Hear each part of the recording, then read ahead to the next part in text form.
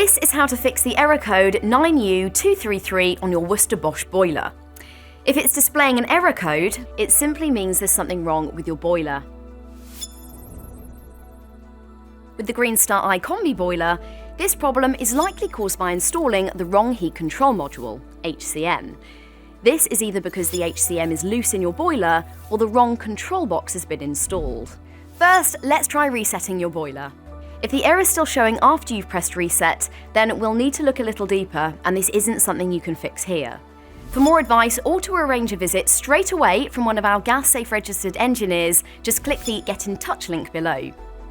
If the error code is no longer showing, it may still be worth looking at the root cause. If you haven't had a service in the last 12 months, then we would advise booking a visit through the link below, as this may help to identify the original issue and avoid any further damage to your boiler.